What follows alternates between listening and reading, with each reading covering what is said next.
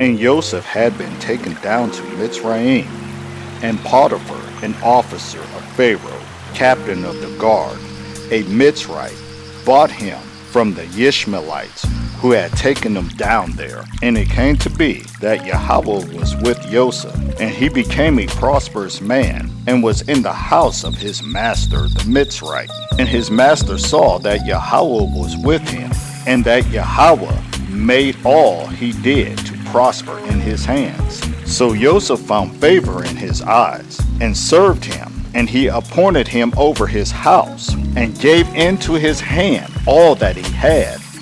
And it came to be, from the time that he appointed him over all the house and all that he had, that Yahweh baraked the Mitzrite's house for Joseph's sake, and the barakah of Yahweh was on all that he had in the house and in the field. And he left in Joseph's hand all that he had, and he did not know what he had except for the bread which he ate. And Joseph was handsome in form and handsome in appearance. And after these events, it came to be that his master's wife lifted up her eyes to Joseph and said, "Lie with me."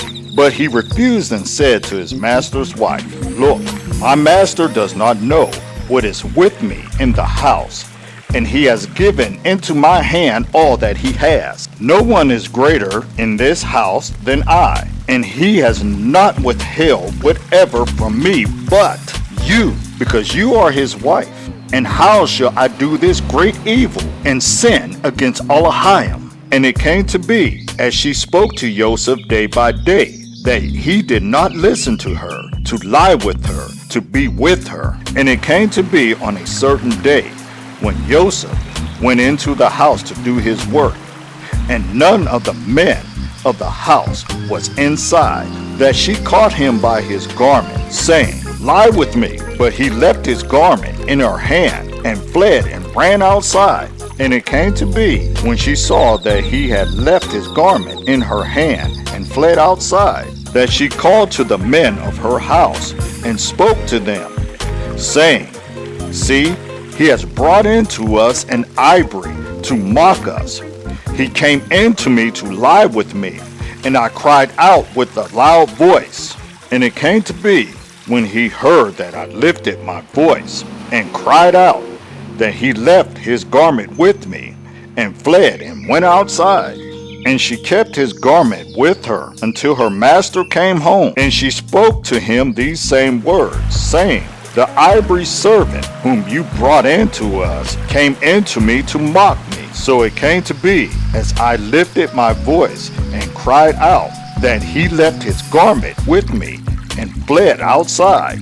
And it came to be that his master heard the words which his wife spoke to him, saying, Your servant did to me according to these words, that his displeasure burned.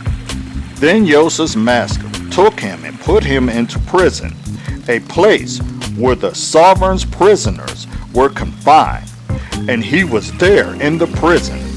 But Yahweh was with Joseph and extended kindness to him, and he gave him favor in the eyes of the prison warden. And the prison warden gave into the hands of Joseph all the prisoners who were in the prison, and whatever was done there was his doing. The prison warden did not look into any point that was under Joseph's hand, because Yahweh was with him, and whatever he did, Yahweh made it prosper.